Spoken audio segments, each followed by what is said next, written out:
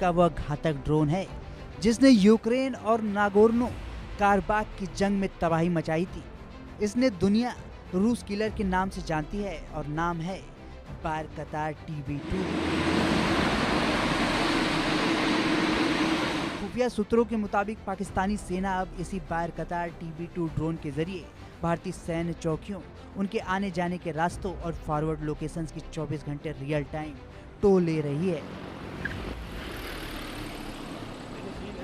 पाकिस्तान के कब्जे वाले जम्मू कश्मीर के मुजफ्फराबाद और कोटली में पाकिस्तान ने अपने मोबाइल लॉन्च पैड्स और ग्राउंड कंट्रोल स्टेशन तैनात कर दिए हैं ताकि इन ड्रोन्स की पहुंच भारतीय सीमा के काफी अंदर तक बनाई जा सके। पाकिस्तान का ये यूएवी हब यूं ही अचानक तैयार नहीं हुआ है, बल्कि चकवाल मुरीदके का ये एयरबेस अब ड्रोन्स ऑपरेशंस के लिए एक सेंटर बन चुका है।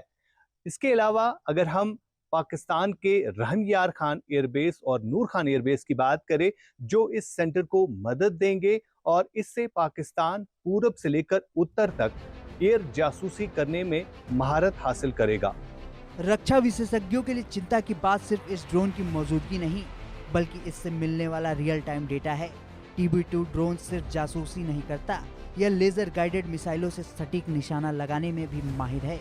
यानी एक मामूली निगरानी उड़ान किसी भी पल एक घातक सर्जिकल स्ट्राइक या हमले के मिशन में बदल सकती है। बायरकतार TB2 क्या है? बायरकतार TB2 तुर्की की कंपनी बायरकतार द्वारा बनाया गया एक मीडियम एल्टीट्यूड लॉन्ग एंडोरेंस यानी MALE श्रेणी का ड्रोन है। यह करीब 27 घंटे तक लगातार हवा में रह सकता है और अपने बेस से लगभग 300 किलोमीटर की दूरी तक ऑपरेट कर सकता है। इसकी रफ्तार करीब 230 किलोमीटर प्रति घंटा है और यह करीब 150 किलोग्राम तक का हथियार अपने साथ ले जा सकता है। इसमें लेजर गाइडेड MAML मिसाइलें शामिल हैं जो बख्तरबंद गाड़ियों को भी भेदने में सक्षम हैं। दिन और रात दोनों में साफ निगरानी के लिए इसमें हाईटेक कैमरे और लेजर टारगेट डिजाइनेटर भी लगे हैं। इस ड्रोन का रूस किलर या किलर ड्रोन कहे जाने की वजह इसकी युद्ध क्षेत्र में साबित हुई क्षमता है।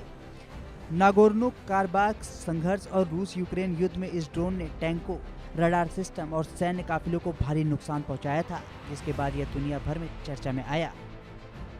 ओपन सोर्स फ्लाइट ट्रैकर्स ने 19 से 21 अगस्त के बीच नूर खान, मसरूर और मुर्दिके जैसे पाकिस्तानी एयरबेस पर तुर्की की मिलिट्री ट्रांसपोर्ट उड़ानों ने 60 घंटे में कई चक्कर लगाए। ऐसे में बड़ा सवाल यह उठ रहा है कि क्या पाकिस्तान भारत के खिलाफ फिर से नए युद्ध की तैयारियों में जुट गया है और अब बायरकतार TB2 की तैनाती उसी युद्ध की तैयारी का हिस्सा है। पाकिस्तान तुर्की रक्षा साझेदारी, हथियार खरीद, सैन्य प्रशिक्षण, संयुक्त रक्षा योजना, ड्रोन व UAV तकनीक हस्तांतरण। पाकिस्तान तुर्की से लगातार अत्याधुनिक सैन्य तकनीक खरीद रहा है। TB2 ड्रोन से LOC की टो लेने का सीधा मकसद भारतीय सेना के डिप्लॉयमेंट पैटर्न को समझना है। हालांकि भारतीय वायु रक्षा प्रणाली और काउंटर ड्रोन ग्रिड इतने मजबूत हैं कि किसी भी दुस्साहस का करारा जवाब दिया जा सकता है। लेकिन पाकिस्तान शायद यह भूल रहा है कि भारतीय सेना उसकी हर चाल पर 24 घंटे नजर रखे हुए है। भारत ने LOC पर मल्टी लेयर एंटी ड्रोन सुरक्षा चक्र तैनात कर दिया है। सीमा पर भारतीय सेना ने इंफ्रारेड सेंसर, हाईटेक सर्विलेंस कैमरे, laser based anti drone grade और integrated command and control system को हाई अलर्ट पर रख दिया है, जो किसी भी दुश्मन ड्रोन को जाम करने या पलक झपकते ही हवा में मार गिराने में पूरी तरह सक्षम है। पाकिस्तान भले ही टर्की के रूस किलर ड्रोन्स और जासूसी से अपनी नापाक साजिशों को अंजाम देने की कोशिश कर रहा हो, लेकिन भारतीय सेना की टेक्नोलॉजी के आगे ये ड्रोन जो है इससे पहले भी ऑपरेशन सिंदूर में फीके साबित हुए हैं और आगे भी होते रहेंगे। इसके लिए हमारी घातक रक्षा प्रणाली तैनात कर रखी है। भारत की जवाबी क्षमता, आकाश मिसाइल सिस्टम, काउंटर ड्रोन तकनीक, multi layer air defence network, radar आधारित निगरानी प्रणाली। भारतीय सेना की प्रतिक्रिया सीमा पर संदिग्ध ड्रोन गतिविधि की घटनाएं भारतीय सेना के लिए कोई नई बात नहीं है। बीते समय में भी रजौरी, पूंछ और अन्य सेक्टरों में पाकिस्तानी ड्रोन LOC पार करते देखे गए, जिन्हें भारतीय जवानों ने फायरिंग कर वापस खदेड़ा। ताजा तैनाती के बाद भारतीय सेना ने अपनी निगरानी और सतर्कता और बढ़ा दी है तथा रडार व एयर डिफेंस यूनिट्स को हाई अलर्ट पर रखा गया है।